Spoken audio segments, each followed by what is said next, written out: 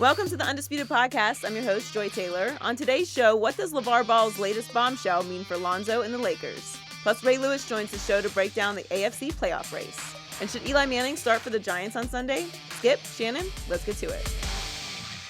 Let's get started with Lavar Ball. He's at it again. Last month, Lavar called the Lakers coaches soft and said they didn't know how to coach his son. Lonzo sat out the entire fourth quarter in Sunday's loss to the Rockets and only scored 2 points. Lavar spoke out again yesterday about Lonzo's state of mind during the Lakers' current 5-game losing streak. Let's take a listen. He's very disgusted but won't say anything because he's not used to losing like this. This is an easy, fixable thing if everybody would just drop their egos and just listen to what I'm saying. Build it around Lonzo, you're going to be successful, but that sounds too bold. Let me ask you this. Would you say somebody is the face of your franchise and then don't start him the fourth quarter, the whole fourth quarter? We've been trying it their way, and that's why the record is raggedy. Shannon, what do you make of this? Yeah, he can be successful. If somebody just dropped that ego, Skip, that would be off. Oh. Drop that ego? No. LeVar Ball said that? So I just want to make sure I'm hearing LeVar correctly.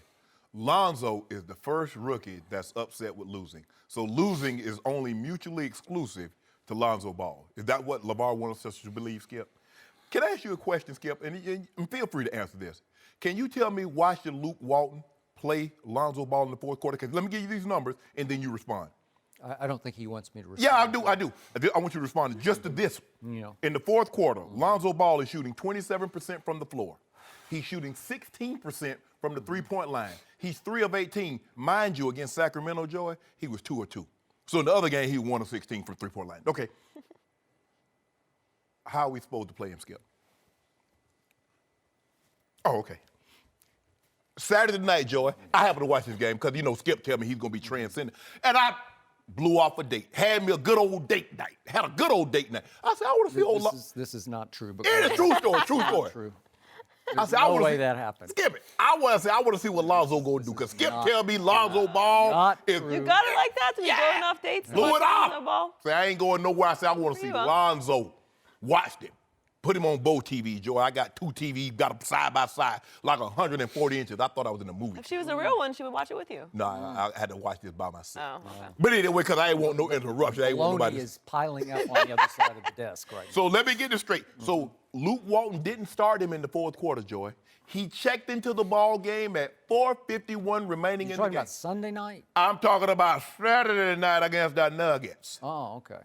But anyway, as I was saying, Joy, before I was rudely interrupted, Luke Walton checked him in at 4:51 in the ball game. Joy, the score was 98-98. Trey Bucket is 100-100. Guess what the final score was, Joy? 115-100. Lonzo Ball was a plus-minus of -15 in the fourth quarter alone. But somehow LeVar Ball wants his son to play more. See, unlike you, LeVar, Luke Walton's job is not to hype your son. Luke Walton's job is to try to coach this basketball team and put the best 5 players on the floor at a given time that gives them the best chance to win. And see, what LeVar hasn't figured out yet, Skip, you can talk your way into endorsements. You can become a pitch man for a sneaker company. You can sell cars. You can sell beverages. You can't talk yourself into playing good ball on that court. And that's what LeVar thinks he can do. Oh, they just listen to me. That's the problem. They're not listening to you. So that's why it's great for them. If they listen to you, he reminds me of somebody else I know, Skip. I'm not going to say the guy's name, but every time when something goes wrong, it's always somebody else's fault. Joy, you know what I'm talking about. But think about this, Joy. I didn't like a call from the ref. Guess what I do, Skip? I take my boy off the court. I didn't like that UCLA was going to punish my son for something that he stole. I take my son out of school. You see what we're seeing here, Skip? It's always someone else's fault except his son. Now, let's just say for the sake of argument, Skip, that what LeVar said is true, that Lonzo told him that he's disgusted with losing. Do you think Lonzo wanted his dad to go tell that to the media? Lonzo's figuring out for himself, there's something I got on my mind, I got on my chest, I need to keep that between me. Because if I tell it to my dad, it's going to go to the media. So now, guess what's happening? They looking at him sideways. Oh, you tell your dad everything. Yeah, we thought you were soft.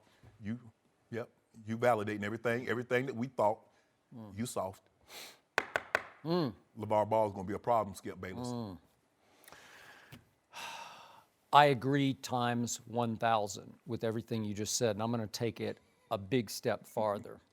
Of all the bombshells that Lavar Ball has dropped on the world, this one is by far the biggest and potentially the most destructive. He just said that 23 games into this NBA season, his rookie son, Lonzo Ball, is already disgusted with the head coach of the Los Angeles Lakers.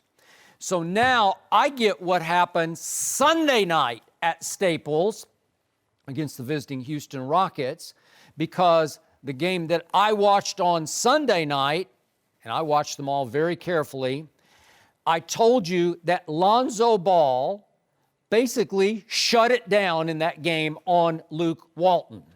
And in the end, I tweeted after the game on Sunday night, I know it was an NFL Sunday, but I got my multiple TVs on too, and I'm watching your Eagles and my Lonzo head to head, and I'm saying, what are you doing? Because he wasn't doing anything.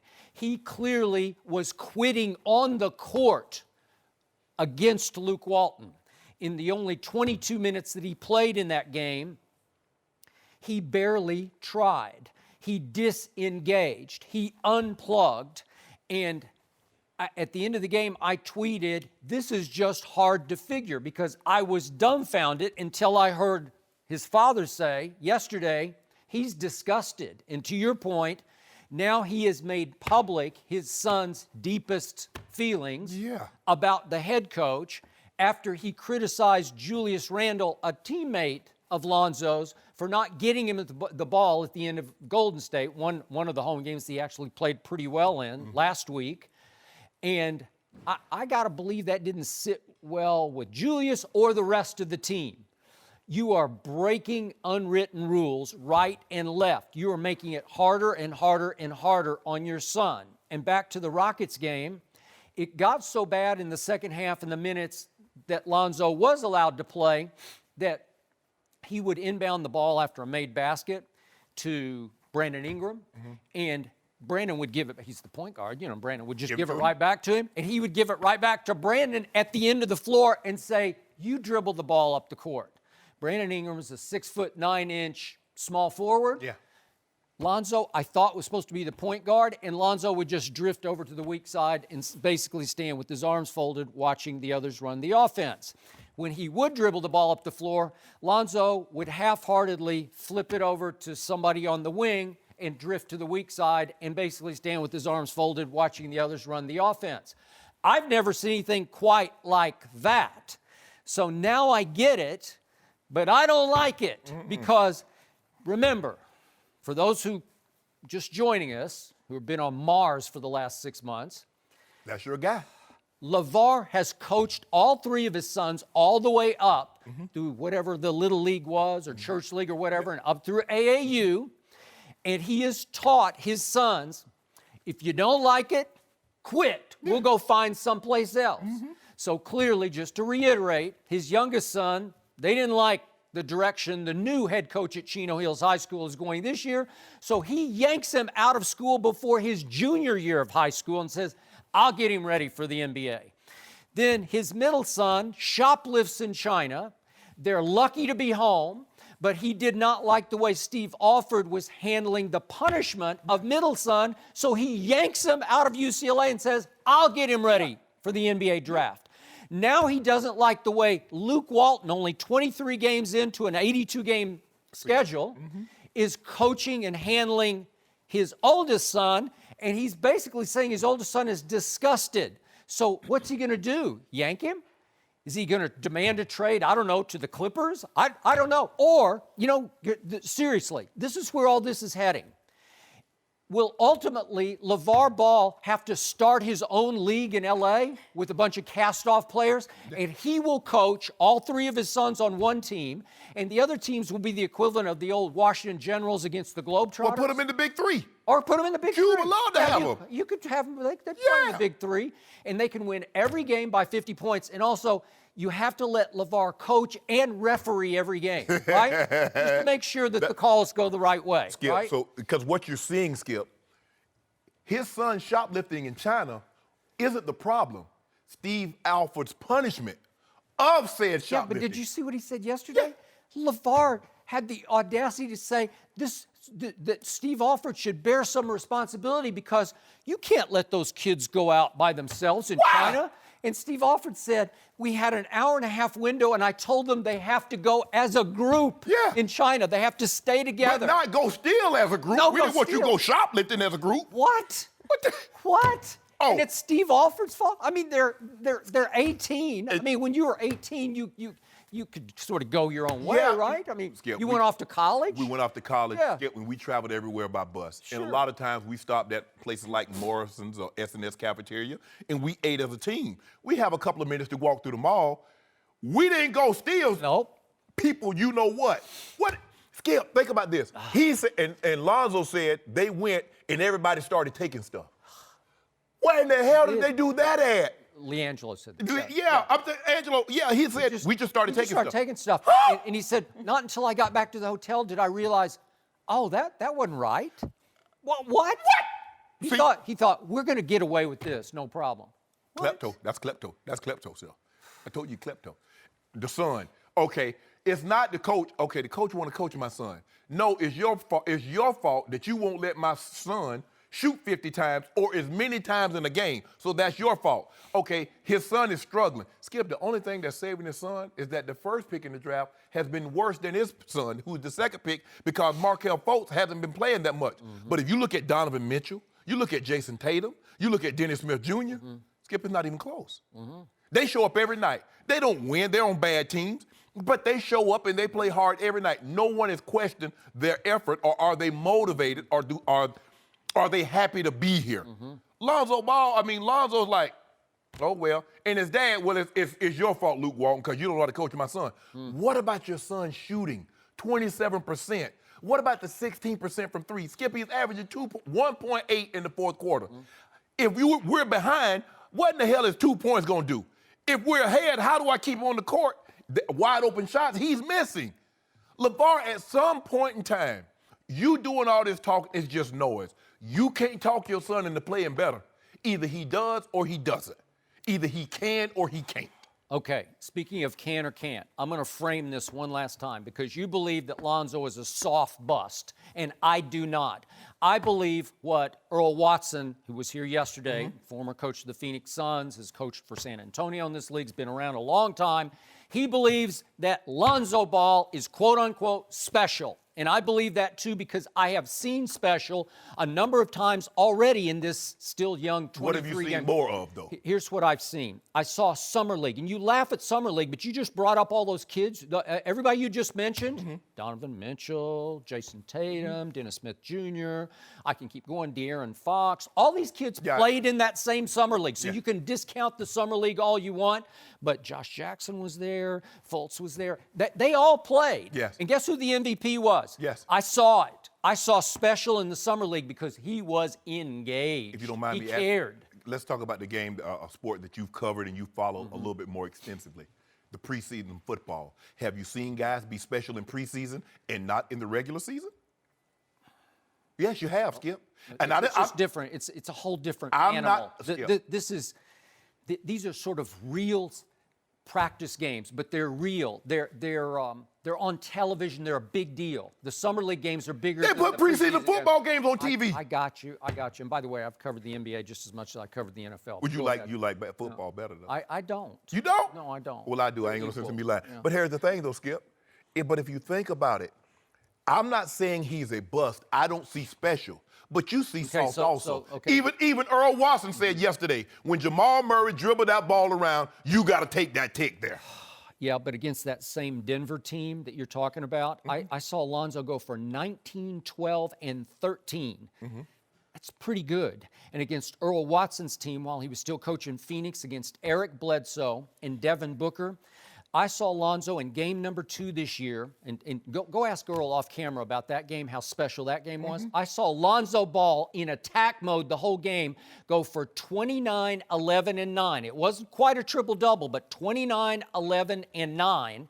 And he just flat out took the game over. We're seeing some of the highlights right now. Down the stretch of the fourth quarter, It was spectacular. He just attacked the lane again and again. He scored 3 baskets with his left hand in the last 2 minutes of that game to seal the deal against a Phoenix team that was playing hard against mostly Lavar Ball, like to put Lavar back in his place like everybody else was.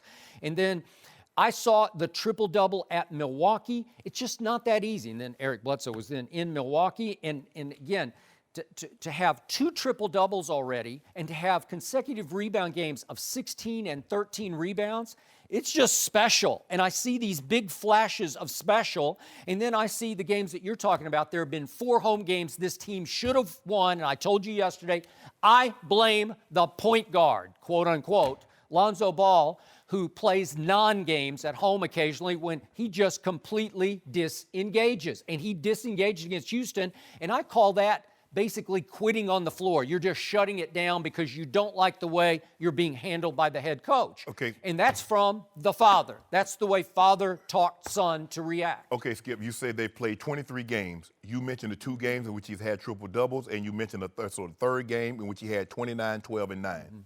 What about those other 20 games? What about those games he had 2 points? Golden State, he had 15 and 10, and it went right to the end, and they had a chance, and the dad criticized Julius for not passing ahead to Lonzo, and in the fourth quarter, Steph said, that's enough, and took the game over. He was really good in those games. I saw flashes of special, and again, as Earl Watson always says, the point guard position is by far the hardest to transition in. Well, if he is what you say he is, it shouldn't be a problem. Well, I just said you can't argue with what I just gave you. Okay, what about those? You said he's a soft bust. I didn't. So, Skip, yes, you did. Skip. You've dismissed him. I did not say he's a bust. I said I don't see what you see. He's soft. Earl Watson, hold on. How do you get 16 rebounds and be a soft NBA player? Point guard. Is Russell Westbrook soft? Oh, they have the same mentality. Yeah. Are you comparing Lonzo Ball to Russell Westbrook? No, but he can average a triple-double. He's not that far. He's, 9, 7, and 7 right now, and he's played terrible so far, and he's averaging 9, 7, and 7. Watch what'll happen. You don't think he could average a Jason Kidd triple-double? No. I do. Yeah, and turnovers, maybe so. It's close already. Okay, but you're completely wrong about what this. about the 2 points? What about the 2 points the other night? What about the 3 of 18s? What about the 7s, the 5s, the 4s? I just told you what happens. He just shuts it down. You doing LeVar Ball. You making excuses for your son. I haven't made any excuses. Yes, you are. I have not. Either you do or you don't. That's what pro sports is. It's very short list, Joey. You know what, Joe? I used to be, you know what I did before I did this? I was in the excuse-making business. Couldn't make no money. You know what? I've seen because you can either get results or you make excuses. A whole lot of busts in the NBA, and you can just see right away they just can't play at this level. And I've predicted a bunch of them before drafts. This kid can definitely play at this level. Skip, there's a difference. Doc Rivers said the other night, just a week and a half ago, Doc Rivers said he's not going to be good, he's going to be great. What was Doc supposed to say? He's terrible? What coach has ever said that about another player? Doc's Come on, been Skip, around stop a it. long time. And you've no, been you around a long stop time. It. You've been around a long time. You Doc know Rivers coaches don't take shots at other players. These guys who played the point guard position, they see the gift. He's got the gift, and he doesn't use the gift because... So what good is the gift if you can't use it? I don't know. And the problem is going to be, let's say LeVar forces a trade, then the next coach will be at fault too. That's why I said they're going to start their own league. Well, you making excuses for it. You keep saying, oh, look at this, look at these games. Look at these, oh, he's 20 years old and got 2 triple-doubles. All I see is I don't see consistency. 5 double-doubles? Wow, that's pretty good. Consistency. Joy, I was in that business, Joy. I had to get out of it. I was going belly up, Joy. Excuses or results? Yeah. Results pays bills. Excuses gets you fired.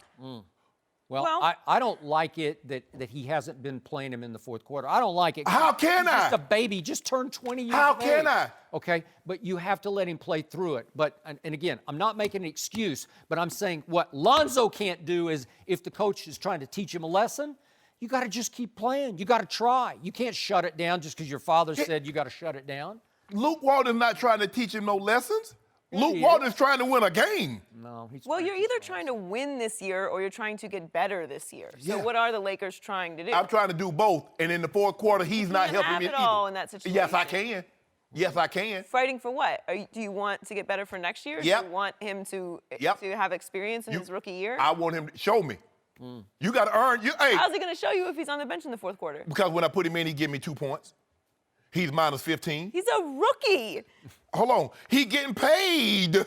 He's a rookie. I mean, look, Hold I on. get it. It's okay. What's Jason Tatum? He has a target on his If you back. don't mind me asking, what's Jason He Tatum? may be playing better, but that doesn't mean What's that he's Donovan a Mitchell? bust. We're not even at the All-Star break. I didn't say he They was all a bust. played. I Yeah, don't you did. see Yes, special. you did. No, you I said he was a bust. Skip. It's okay. Skip. It's okay. If- I got it. You're on record. That's one thing, Shannon Sharpe. You're Don't gonna mince hold no your words. feet to the fire. I don't mince no words. Yep. I didn't say he was a We'll bust. see them again He's soft. at the Sixers tomorrow And I don't night. see special. I will say, though, I don't think LiAngelo and the Melo are ready for Big Three. I think Kenyon and Yeah, Stacks. they would have a Stack. hard time. Oh, Stacks got this. Bonzi Hell and is Al Stacks. Harrington would have something to say about that. No mercy. Remember earlier in the season when the Cavs were struggling? Well, now they've won 12 in a row, and they face the Kings tonight. The Cavs defense has made a dramatic improvement. During their first 12 games, they were last in the league in defensive efficiency, but during their current streak, they're 8th. We're joined by FS1 analyst Chris Broussard here to talk about this unprecedented streak It is. It's something. by the Cleveland Cavaliers. Joy! Look, you can't like that. you can't belittle the streak. It's a nice streak. It's a good streak. This is what I think happened. I think LeBron got tired. He will never admit this. None of his guys, they'll admit this. But I think he got tired of hearing all about Kyrie and seeing how Boston was winning. And a little bit like, okay, we do need to play better because they balling. Yeah. And he's just, I give him credit for catapulting his team the way he has. And I have to say this, I think you would even agree with this. Maybe. He is the first player in NBA history to be the best player in the league in his 15th season. Best. The best. I don't think you can name another one. Kareem. Not No, in his not 15th year. 15. By that point, Magic was the Magic best was player there. on the team.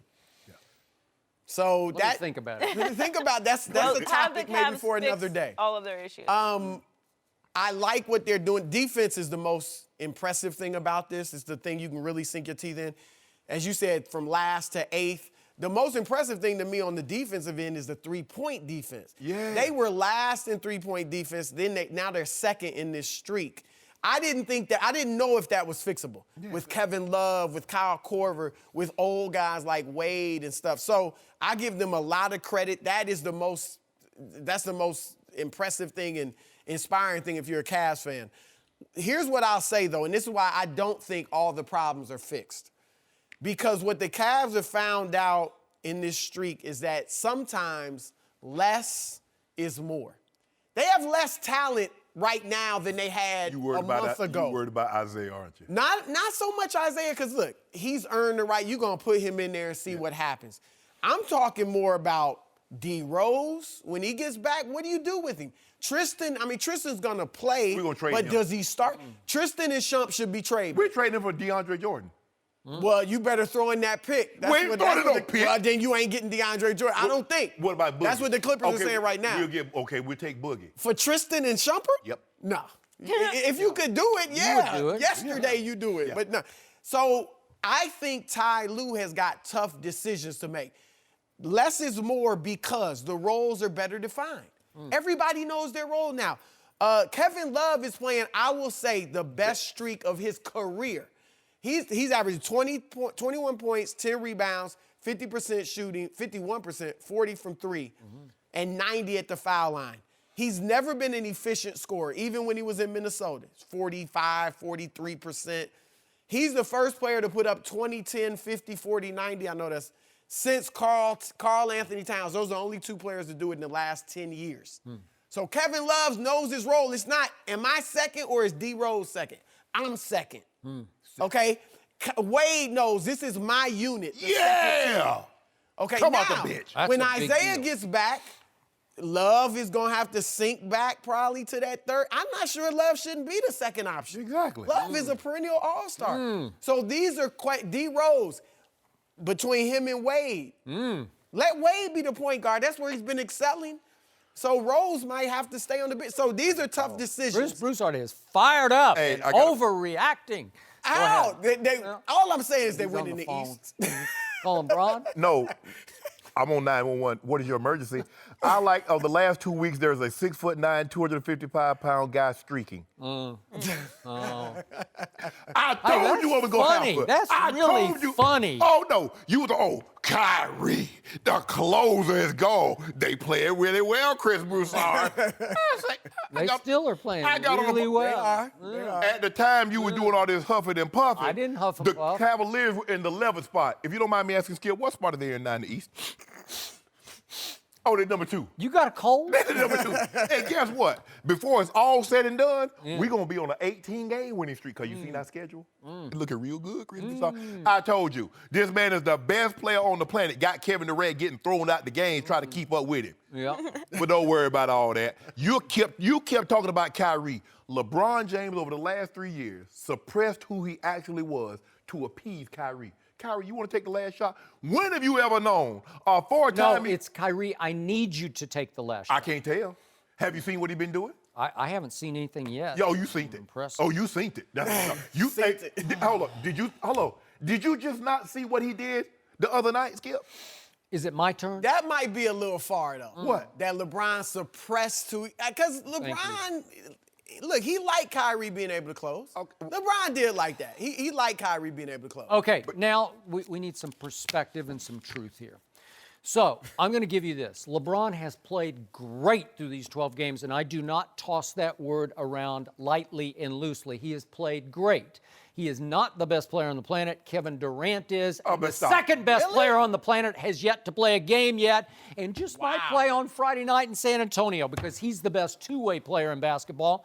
And Kyrie has also played, and I do not toss this word around loosely, great for the Boston Celtics. Now let's look at these 12 games. The bigger story would be if LeBron and company had lost any of these games. I mean, I don't even... They lost what's them Those before. are the types of teams that were beating them I early. got You have to it. admit There's that. one impressive game on this whole streak here, as you call it. At Detroit, I don't know what happened to the Pistons, but it was 36-23 after a quarter, and at halftime it was 73-46 LeBron and company. Yeah. Detroit's pretty good. Are they a world beater? They're just pretty good. They're 14-9 right now, but that was impressive. I'm going to give you one game and one game only because you have played 3 teams from the better conference, the West, so far in this streak. You were at Dallas when Dallas was 2-10. You played the Clippers when they were 5-8 and they had lost 6 straight games. And then this man had the audacity, this man across from me, to tell me that LeBron closed the game with 13 straight points against a Memphis team that had lost 11 straight games, including that game, who had just fired its coach, unfortunately, David Fizdale. I thought it was unfair. But Memphis had just played back-to-back against San Antonio that had beaten them twice in 3 days without its best player, Kawhi Leonard. And I'm supposed to say, way to go, LeBron. It was a close game. Why did he need to close it? Hold on, Skip. They'd lost 11 You're straight Miami games. Heat. You love Miami. You thought they were ran a through threat 'em, to the Cavs. ran through 'em, They beat them by and LeBron- 11. hold on. Philadelphia, 24, Oh, come on. 22. Are we gonna that's take one of the better Philadelphia? teams in the East right now. But hold on, Skip. You had no problem heaping praise on Kyrie when he scored 47 in the overtime, beating the Dallas Mavericks. You came over here and praised it. Well, I mean, 47 is 47. Against the Dallas Mavericks. You think Kyrie is overrated. The same Dallas Mavericks. That's 3-17. Did you see what he did? He just said, "Get out of my way. I'm going to." He makes. LeBron did too. Hold on. Hey. What about LeBron and the Wizards? What about that 57-12 he had against the Wizards? By the way, when Kyrie beat Dallas, Dallas was coming alive, and they have come alive. They're pretty good. Hold on. They're not bad. They were 2-10 when LeBron went there. What about that 57-12-6 in Washington? Are we gonna gloss over that with Bradley Beal, healthy John Wall, Gortat, Otto Porter, Oubre? Are we gonna gloss over that? Wait, I don't see that game in the streak. Oh, What are we talking about? The They didn't NBA play is Washington, the NBA. I don't care if you play the Nets 12 straight times. Which is basically to what win they did. 12 straight games is impressive. No mercy. The Giants have been a mess this season. Last week they benched Eli Manning. This week they fired their coach and GM. Now they will reportedly go back to Eli as their starter for Sunday's game against the Cowboys. We're joined by Rob Parker. What's happening? Good morning, everybody. The reporter, Rob Parker. That's right. Look at him, Skip. He done lose. Look at him. What's wrong with He you? lose. That's what I asked. What's wrong with him? I mean, he drawing up like wet polyester out here. You ain't sick, Yeah, are you? you know I'm living this California, LA life. Avocado toast, No, I don't know about all that. matcha but, tea. Yeah. but I'm just trying to eat healthy. I for feel you. really good. Way to go. Skip. Rob, should Eli be okay with starting? Should he be with okay? No way, no how. Ooh. Eli should, and I'm going to say this first, because I know a lot of people are ripping on Eli both ways. You know, some people are overpraising him, some people are ripping on him. I would take Eli Manning over just about any quarterback because this guy has won. I don't care about the Phillip Rivers, regular season guys, pile up numbers who never win anything.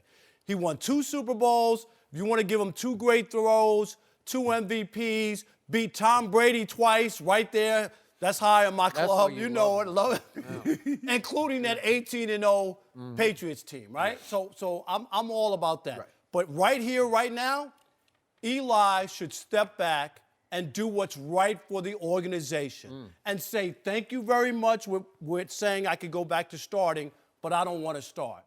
This organization has a chance to get a franchise quarterback in this draft. All these guys are laying there. This was the right thing to do. The streak's over. The time has come to move on from exit 9W. Do you know what? There's nothing left there for him.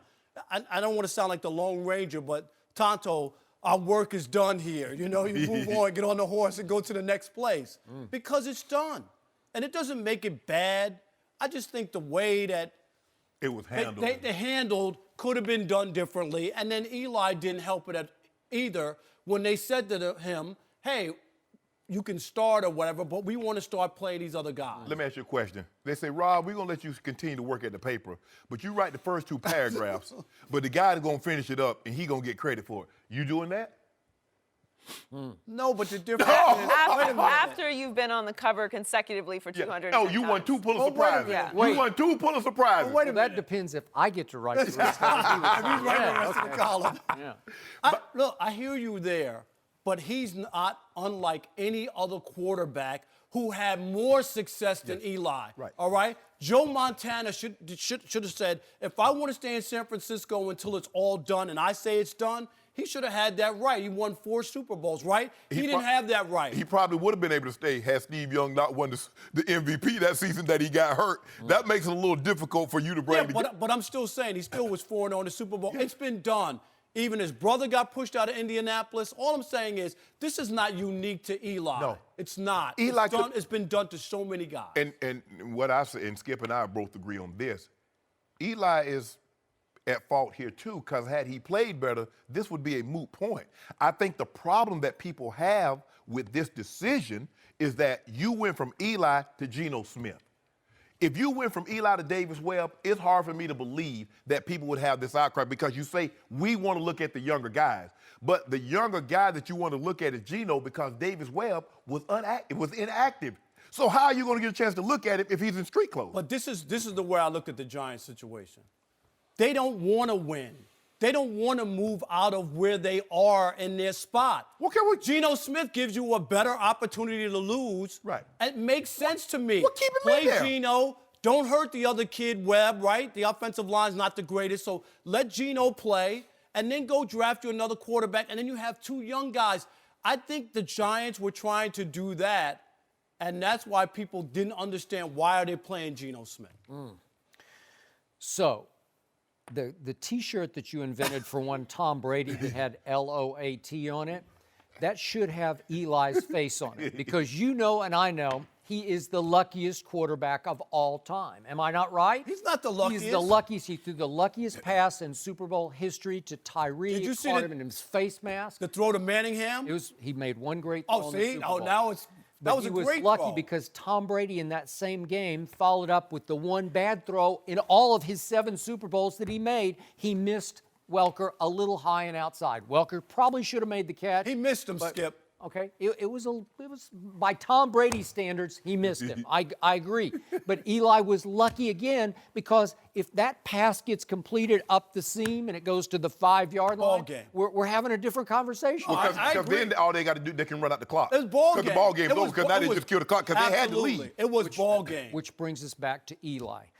He made himself, in his reputation and his mystique and his aura in the Big Apple off those 2 games, right? And he has lived off the cachet of those games for season after season after season. Yes. Because since the second Brady victory, They have gone 6 of 7 seasons and missed the playoffs. And overall, Eli has led the league in interceptions, not once or twice, but 3 times. And his QBR, my favorite 0 to 100 stat, it has fallen each of the last 4 years. And even last year was the one year they did make the playoffs. And in the last 6 games last year, they failed to score 20 or more points. They were under 20 in all 6 of those games. Well, again, it's not all Eli's fault because it was Jerry Reese's fault. He didn't shore up the offensive line or get them a run game. His draft picks didn't work out. None of them. Okay, so he deserved to be fired. But what happened was that John Mara, who now runs the organization, overseeing, you can't tell me he didn't have a hand in telling Ben McAdoo, okay, it's time to cut bait here. We need to check out the Both kid. hands. Both hands. There's no doubt about it. Both hands. But McAdoo all of a sudden, wouldn't do that by himself. wouldn't There's do no it. He didn't have But the then cachet. it turned into the all-time unexpected PR nightmare because Eli is beloved in New York City. Right. He is, dare I say, he's Jeter-esque Yes. to people in New York City, right? No doubt about it. Okay. He won So- 2 Super Bowls. Great in the community because he's won Walter Payton Man of the Year. Yes, Yes. yes, and he is really a good guy. He is. Nobody says different. So in the end, Mara sits back and says, oh my God, we created a PR nightmare, so I'm going to fire the coach and the GM anyway. I'm going to fire them right now because they'll become the fall guys. We'll take the glaring spotlight off 2 and 10, and now I can go back to Eli to give the fans something to get them home for the rest of the year. But it's the wrong move. I agree with you. It's the wrong-headed move because it's nothing but damage control. Yeah. But Eli, I don't blame because he's so beloved. He wants nothing but good PR in New York. So if he says no to that, I think it's kind of damaging to his PR. It's I don't seven- think so. If he approaches it this way and says, this organization has to move forward. I had a great time here. I won the 2 Super Bowls, all those memories. There's a draft coming up, and there's 5 or 6 guys there. And for a guy to step out and say, especially since he didn't play, and you could easily not play again, right? Yeah. Is Okay. just say, I'm doing this, I'm stepping aside. I got it. Because You know, I want to help the organization that I love. Okay, I'm with you. Love. But in the end, what Eli would love more is to finish his career in New York City, or at least in the area, exit 9W, East Rutherford, right? Because Eli has a family established, and he's got kids in New Jersey. Yes. So why would he want to pick up roots and go to Jacksonville for maybe 1 more year or maybe 2 at the outside? Why wouldn't he want to say to John Mara, hey, I'll start the last 4 games and let me start next year as you groom my successor? That's how he would want to finish in New York because he wants to stay in New York the rest of his life. That's nice, but I wouldn't be a part of that deal. If I'm Eli Manning, I'm telling John Mara, you 7 days late and a start short. Okay. If you didn't know better, you would swear this is a 1st or 2nd year owner.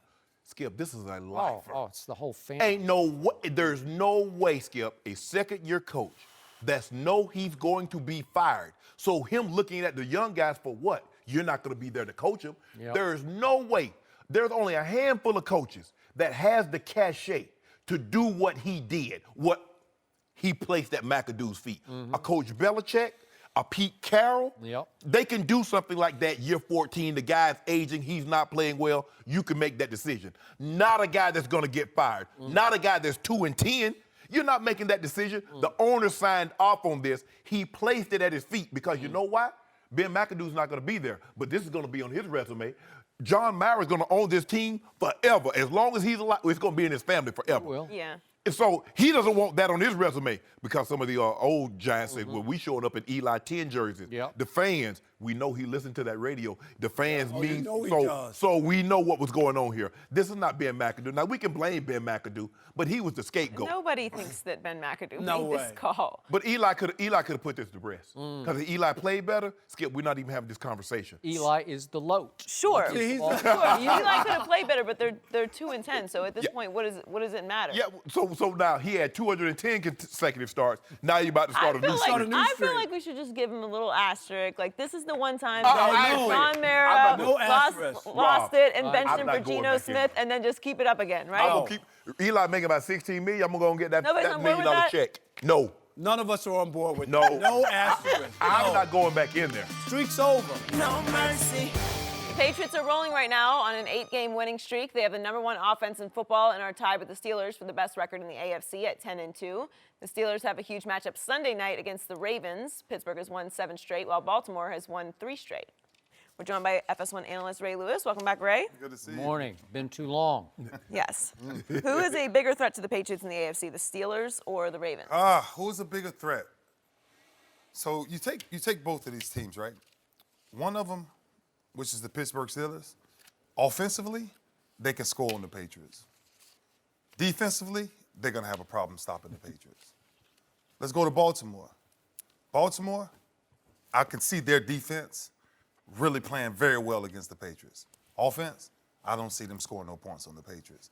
So now you have Merge the teams together.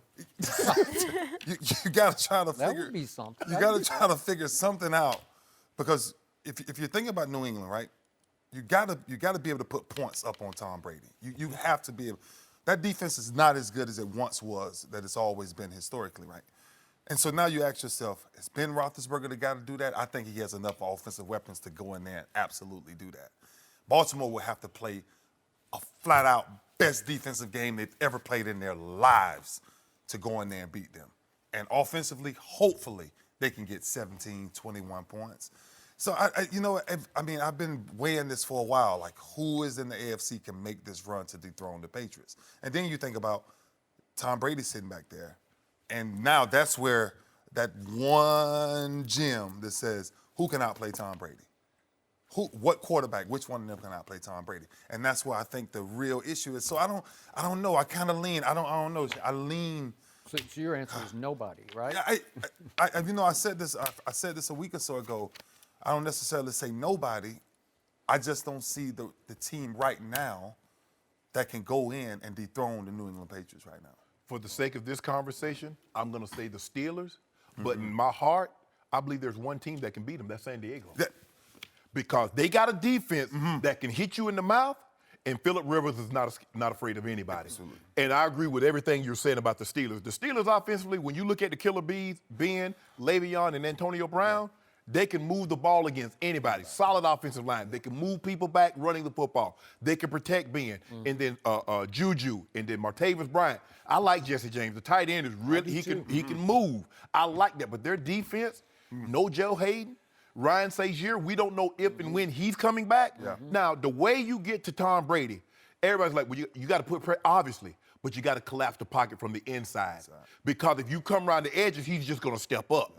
You got to force him to Bud Dupree. You got to force him to T.J. Watt. So Cameron Hayward is going to play big. You got to collapse the pocket from the inside to force him. Baltimore can play outstanding defense, but the loss of Jimmy Smith is going to really hurt them because now, even though you have Marlon Humphrey, you put him into the starting lineup. Now you got a guy that wasn't playing a whole lot going to the nickel slot. Do you really want to? That's what Tom Brady's going. Exactly. Yeah. And then you got the Ravens offense. They're 30th in total offense, 31st in passing. Now, Joe Flacco is not afraid of Tom Brady. He can stand toe-to-toe with him. He's beaten him twice. He's a drop touchdown away from beating him 3 times in his own building. But not this Ravens offense. I don't believe the defense is strong enough to hold Tom Brady to say 13 points. You got to get somewhere around 24 offensively and then get a couple of turnovers here or there. So I'm going to say the Steelers, but in actuality, I don't think either one of these teams pose a bigger threat as the Chargers do. So, on one hand, this is just a silly question because on paper, it ain't even close. No. We're talking about Big Ben and AB and Le'Veon and Juju and Martavis and Jesse J. You just keep going. But on mental toughness, on psyche, on history and tradition, which is still alive and somewhat well in that Ravens locker room, it's Ravens all day and all night. And that's my bottom line to this question. It is the Ravens. Even though right now, if you look at regular season, Big Ben versus Flacco, Flacco's QBR is 28th in the NFL right now. Jay Cutler has a better one. Bortles has a better one. Eli has a better one. But we all know what happens if Joe Flacco gets in the postseason. He turns into Tom Brady. No, I'm serious, and I'm not exaggerating. He turns in. 10. He's 25 touchdowns to 10 interceptions, and he is 10-5 in the postseason. And over his last 8, postseason games, he's thrown at least 2 touchdown passes in each one of those. That's sensational. Yeah. That's inarguable. I can't find anything, any bone to pick with anything Flacco has done in the postseason. No. So, as you point out, Tom Brady against the Ravens, he's 2-2 in the postseason, and against Pittsburgh in the postseason, he's 3-0, all 3 in AFC Championship games. And Tom, career 10-2 against Pittsburgh, and he's 5-2 at Pittsburgh just in his career. Yeah. So you don't think Tom's in his psyche?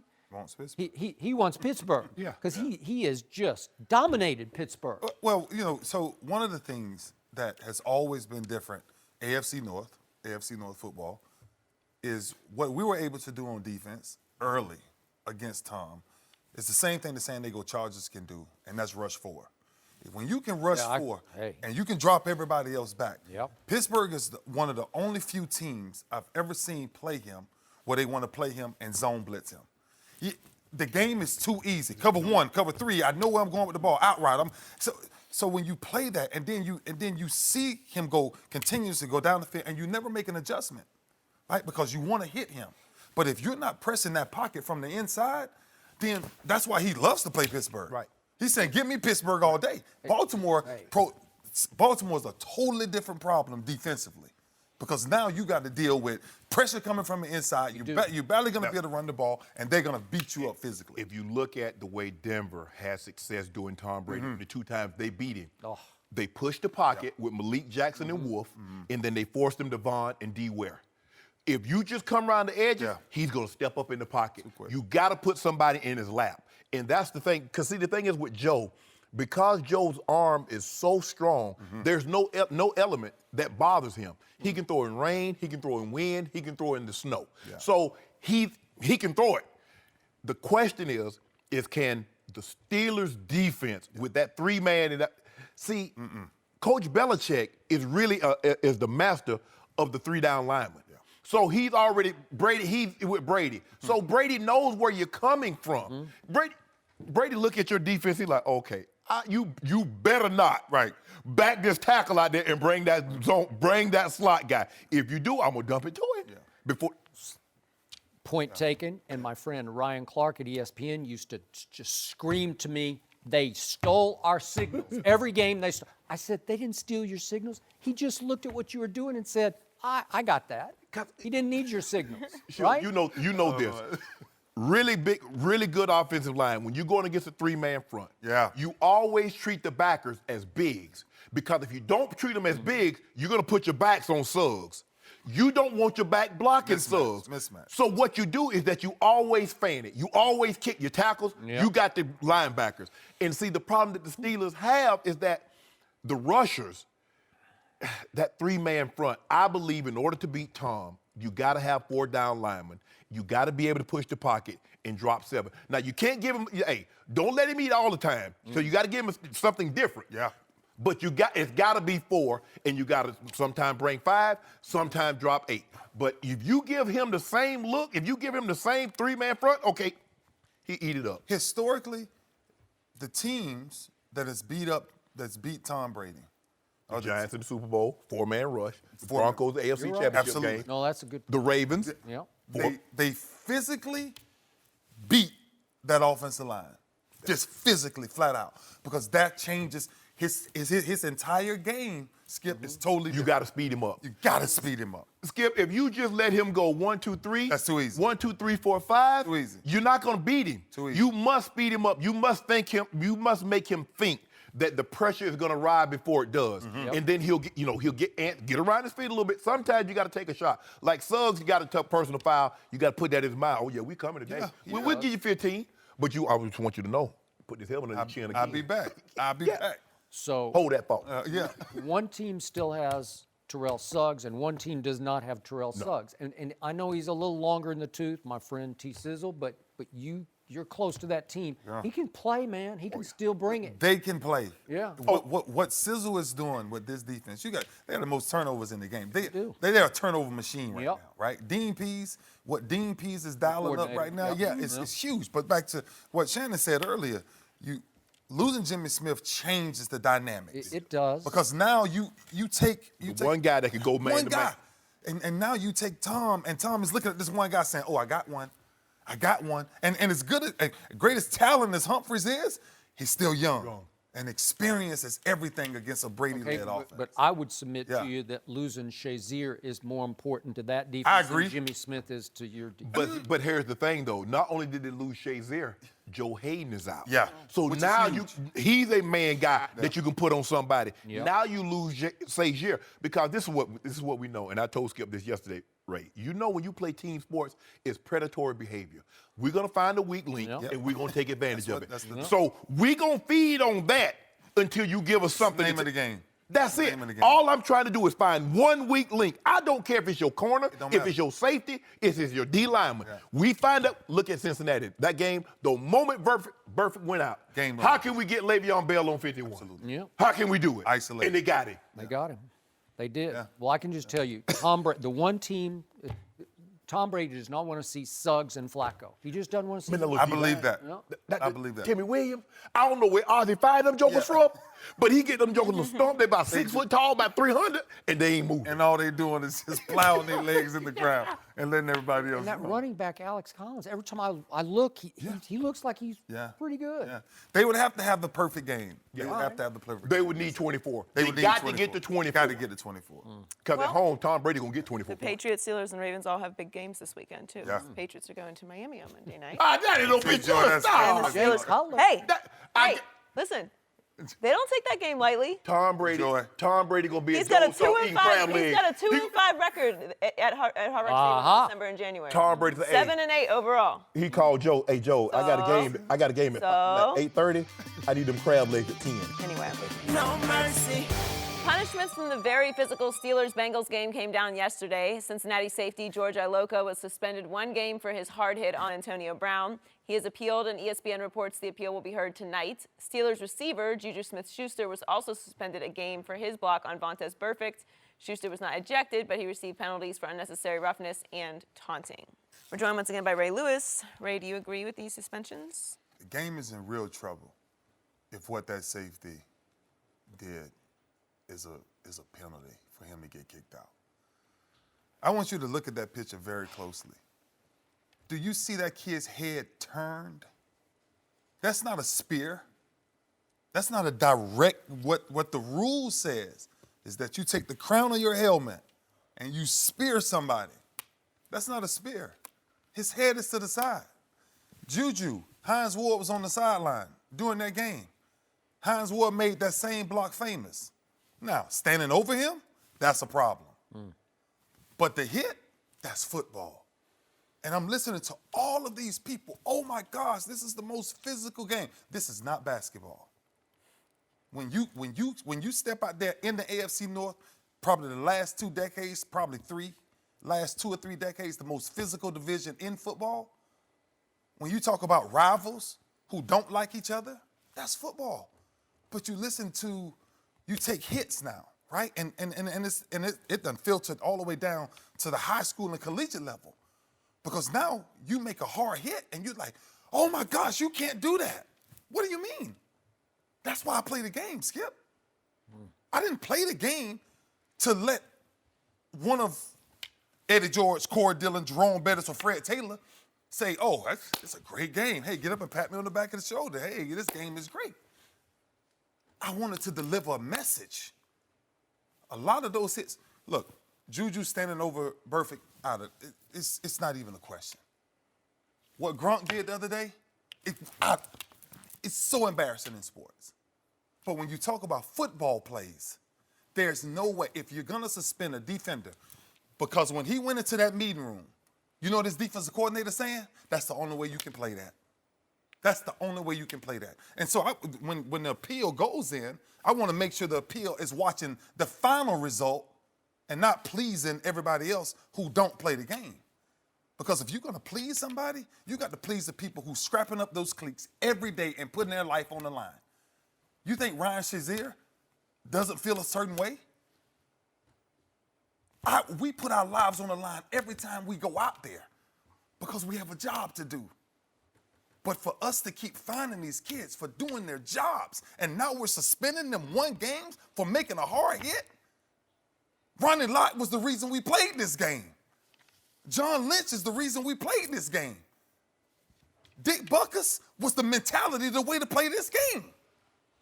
And now we've taken the game and we've told everybody, if you do your job, if you try to make that ball come out of Antonio Brown's hand by making the perfect hit, I'm gonna suspend you.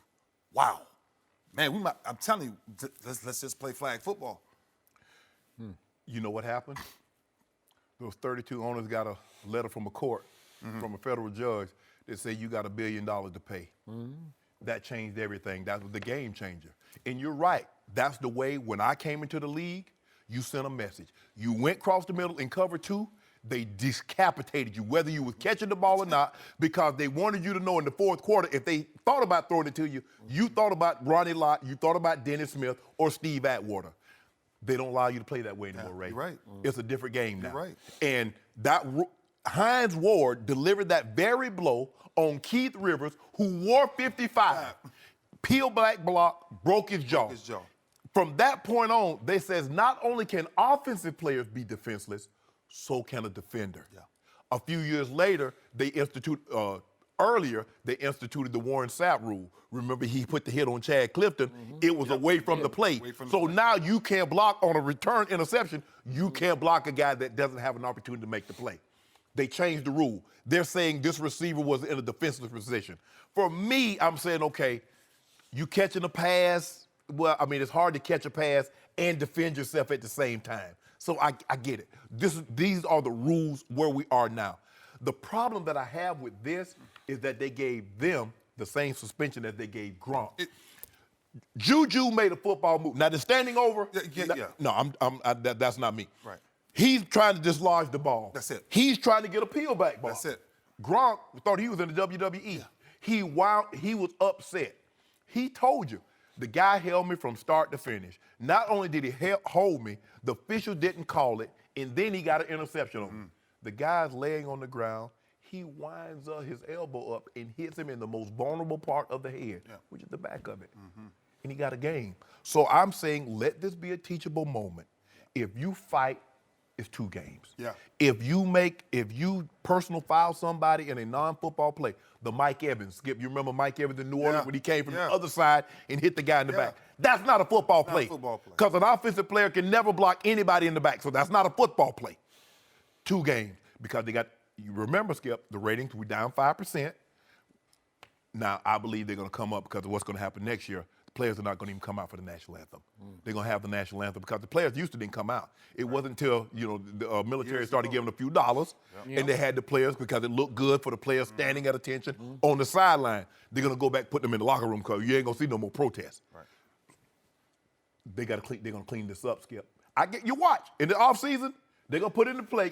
Fighting, if you fight 2 games. They finna ramp it up. You cannot, to your point, you cannot penalize someone for purely doing their job.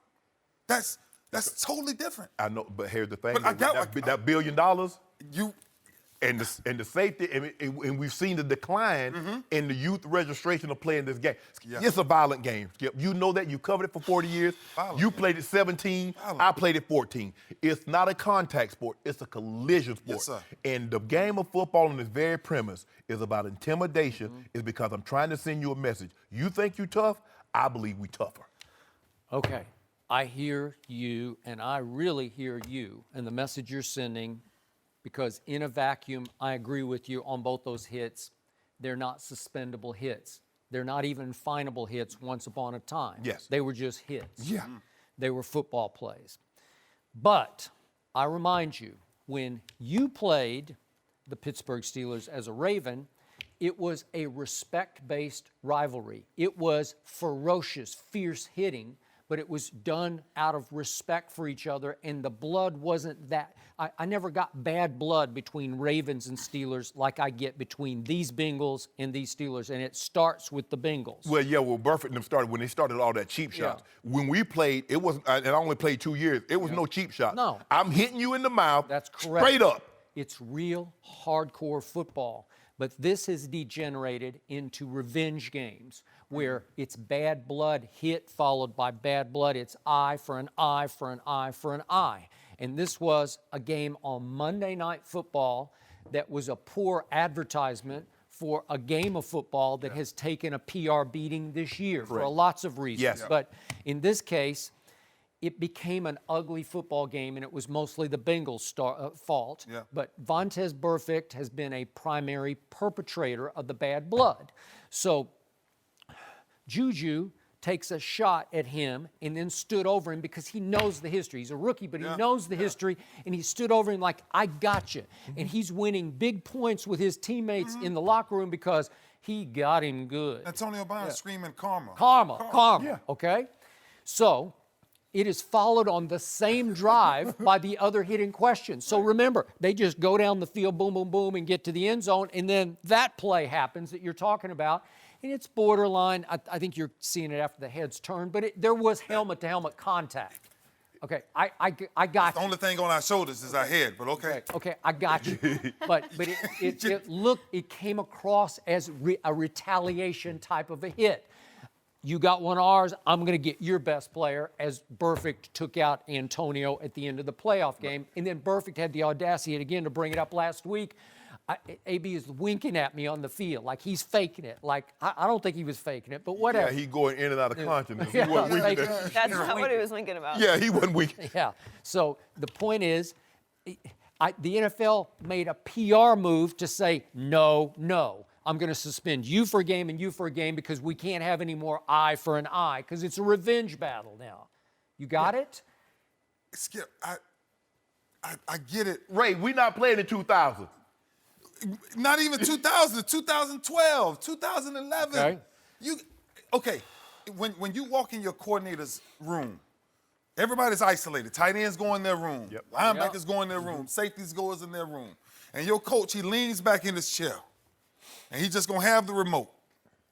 And the only thing from a defensive perspective, from the linebacker to the safety position that you're talking about is physical football.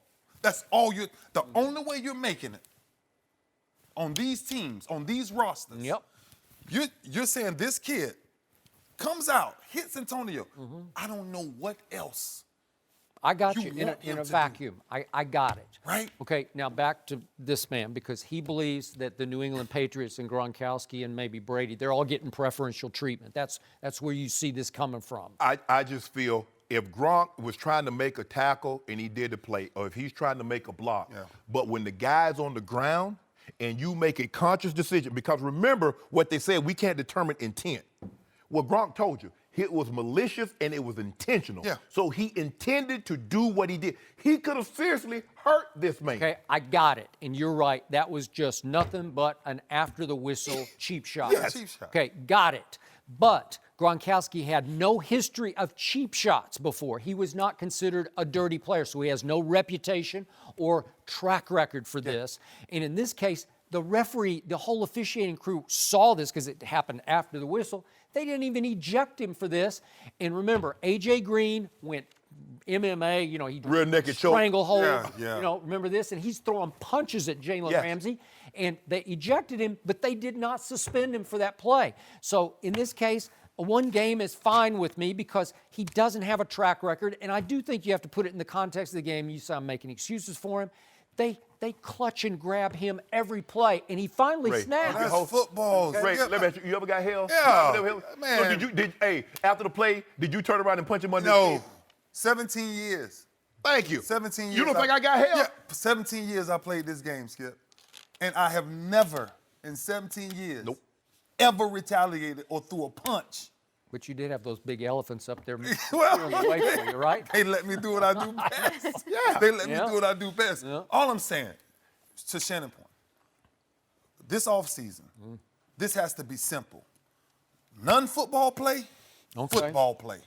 Because those are two totally different categories. Yep. That's it. Football play, you got to. Okay. They've but- tried to work that out with what's a catch and not a catch, and we still. Oh, we are a still little- stuck with that. We're a little hazy on that too. See, you need to stop. This ain't 2000. That stuff that Goose and Sam Adams was doing the quarterback. That Bobby Boucher. That Bobby Boucher. No mercy. Thanks for listening to the Undisputed Podcast. I'm Joy Taylor. Join us again the same time tomorrow morning, 9:30 Eastern. We'll see you then. Fox Sports 1 of 1.